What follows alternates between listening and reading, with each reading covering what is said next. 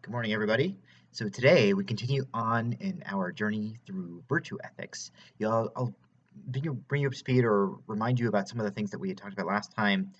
Also start to make some references to some of the other moral theories we had discussed, as sort of we had last time, but also with a greater interest in exploring the possible resolution or irresolution, non-resolution of moral conflicts related to virtue ethics. So we'll kind of play around with that today. One of the things that is valuable to remember, one of the things that we had come up when we were discussing Kantianism, is the challenge that we arrive at when we are thinking about a dilemma where we are faced with a choice between lying and um, effectively admitting or permitting, or not necessarily permitting, but allowing to happen some kind of murder, right? That we would not take place, that we would not cause, right? Excuse me. So, for example, the scenario where somebody is looking to kill somebody, somebody's on a hunt for someone, and asks you, "Where is this person?" or "Do you know where this person is?" And let's say you do know, but knowing that the person intends that they the one inquiring, the one asking, intends to kill the other person, what do you do? Do you find some way of deceiving that person? Do you lie in that case? And I think probably most of us would say, yeah, you find some way not to tell the truth to the person, right? So of course, Kant would say he's not interested in the consequences, the consequence being that somebody's going to get killed. He's more interested in whether something is in and of itself a moral violation or a violation of somebody's duty, right? So remember, we have these duties in Kantian thinking. All right, so with Kantianism, there are a number of moral conflicts that we might say are resolved, but at the same time, in a way that we might find morally problematic in other ways, right? Okay, so as with every other moral theory in this course, we are very interested in examining conflicts and examining areas where the moral theory seems to have maybe a little cracks in it, areas where it might, maybe fall apart in certain ways, right? So, remember that phrase: as philosophers or as thinkers, we have a problem for every solution, right? So certainly, the solution we've been examining recently, virtue ethics. Certainly, there are some problems that we can identify with them. I have to maybe say, add a disclaimer. Um, Virtue ethics is the moral theory that I tend to adhere to the most. It seems to be my preferred kind of go-to when I'm trying to resolve moral problems. That being said, virtue ethicists oftentimes will recognize that somebody who has cultivated virtues and is very interested and concerned with behaving and living a good life and acting morally and treating other people well and being a good person and so forth will say that, well, the utilitarianism and Kantianism, maybe even egoism, certainly social contract theories, are extremely helpful for virtue ethicists in resolving moral problems. They can help, right? So oftentimes what ends up being the way of making decisions, and so it's a kind of a clumsy way of putting it, is asking, well, is the utilitarian approach a more practical approach? Is it a more gracious approach? Is it a more courageous approach? And so forth, right? So is it a more honest approach? So we might ask, we might look at some of the different moral theories through the lens of the virtues, right? We might say, ask which one is more just in this case, which one is more prudent in that case, right? Which one is more moderate in that case. So which application of certain moral theories, right?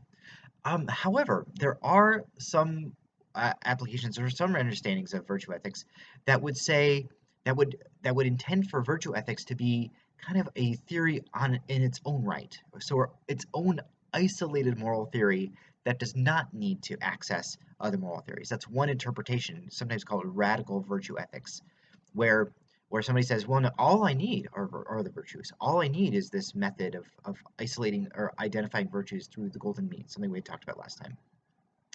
Okay, so there arises, though, a difficulty then, because in that case, are we then left with no real way of resolving moral conflicts when a certain challenge asks us to exercise one virtue towards one decision or a different virtue towards another decision?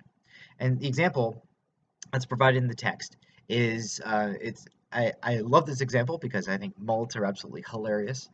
And although no offense to anybody, no offense to anybody who might want to or have once or may in the future sport a mullet. But there's if somebody gets a mullet, the likeness of which has not been seen recently, right, as the author describes, and then the person asks you, "How does it look?" You know, they're very excited about the mullet, right? And so you're tempted sometimes to be kind to them, not to hurt their feelings, and to say, "Oh, yeah, it looks great," or to find some kind of opinion within you, some kind of way within you to be excited about their haircut with them, right? Even though that would be dishonest of you. If they're really interested in your opinion, they want to know what you really think, and yet you're aware that their feelings might be a little bit fragile, if you tell them what you really think, in other words, if you're totally honest with them, you might hurt their feelings. In other words, honesty might mean unkindness, right?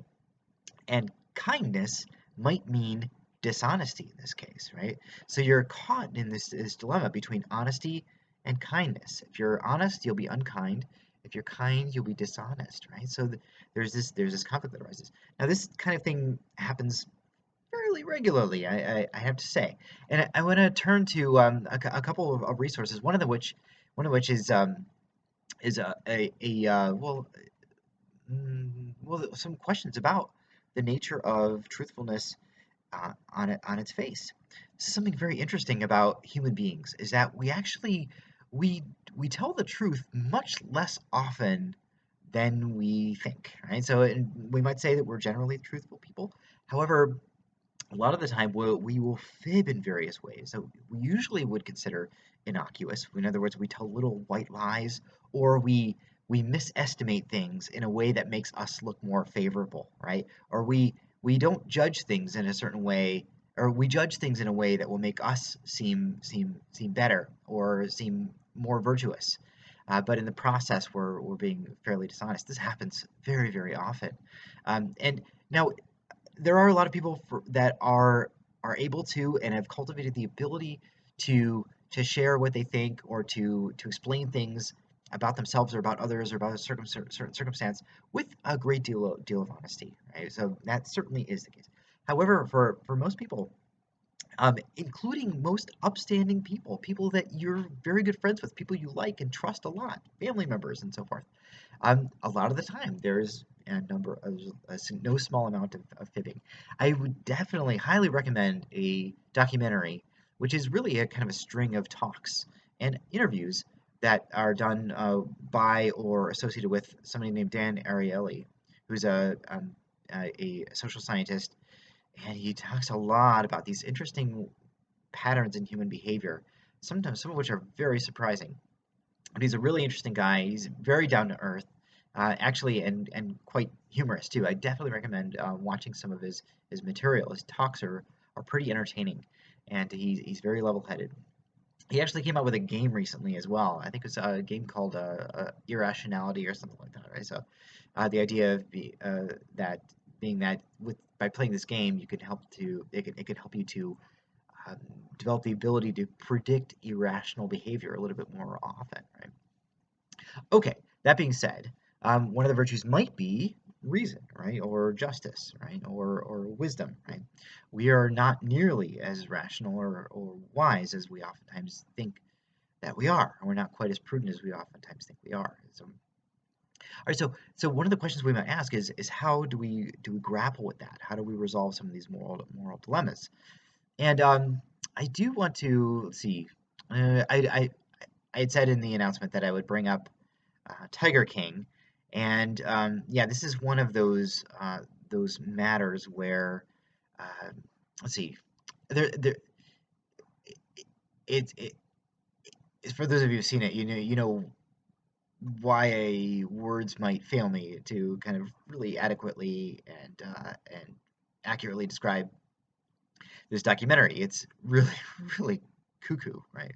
So, um, but one of the challenges that arises here is the idea of using animals for our own purposes, right? So there throughout this documentary, there's the idea that while we're taking care of these big cats, we are a large animal sanctuary, right? Or we're a zoo, or we are giving these animals a life that they never would have had in the wild, or things like that. Or another way of thinking about it is we are keeping this species alive, right? Tigers are on the pathway to extinction, unfortunately, and with these sanctuaries, tigers are allowed to continue to thrive and reproduce and so forth.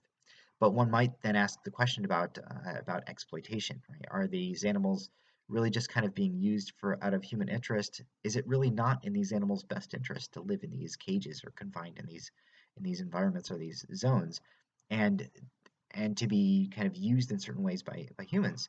One of the things that is done in The Tiger King, especially by the main character, Joe Exotic, not a protagonist, right? There are really no likable protagonists in this series, right? There's no likable characters. But they're all very interesting. None of them are likable. So one of the things that Joe Exotic does is he likes to have his tigers reproduce because when you have a tiger cub, then that tiger cub, especially when it has had a lot of contact with humans, can be docile enough that you can have people pay money, sometimes a lot of money, right, because they're willing to, it's worth it to them, to come and play with some tiger cubs and to get their photographs taken with these tiger cubs and so forth. Joe Exotic was able to make a lot of money, and of course, the part of the money goes to the sustainability of the sanctuary and so forth, and the zoo that he's running, if you want to call it that. So there is that. However, is it really in these tigers' best interests? And a lot of people would argue that it's not. He's not giving them the life that they really would naturally want or need as animals who, by their very nature, need to roam around, right? Need to go and hunt, right? And in order to be satisfied with their lives, or in order to flourish as tigers.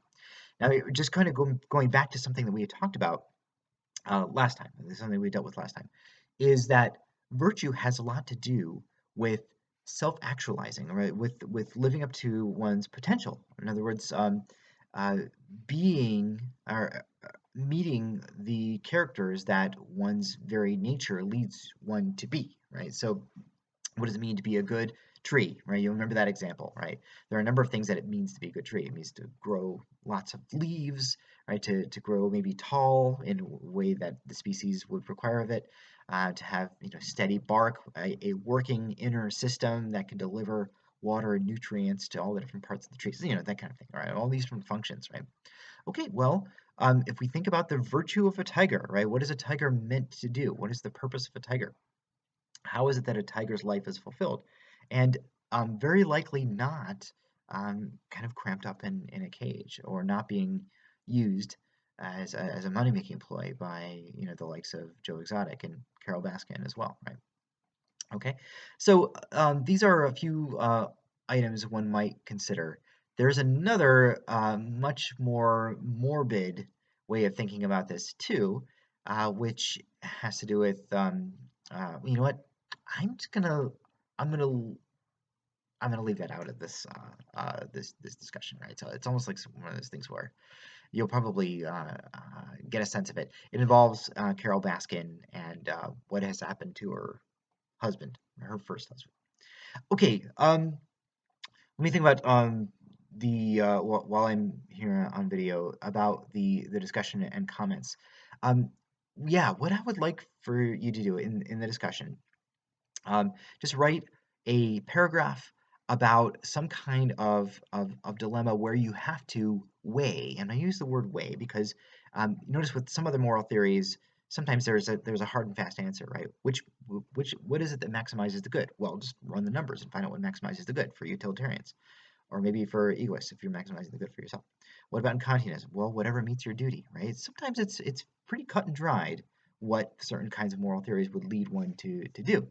Well, with virtue ethics, much of it is more of a sliding scale. It's more like a kind of a weighing and balancing, um, which would be more courageous, right? You remember even the way we identify virtues is we look for some sort of middle ground in between two extremes, right? So it can be a little bit subjective in a sense, right? So what I'd like for you to do in the discussion is think about some kind of moral conflict that you're aware of, and think about how you might apply virtue ethics to it, and especially with the idea to think of two possibly conflicting virtues and to ask about how you might weigh those virtues against one another.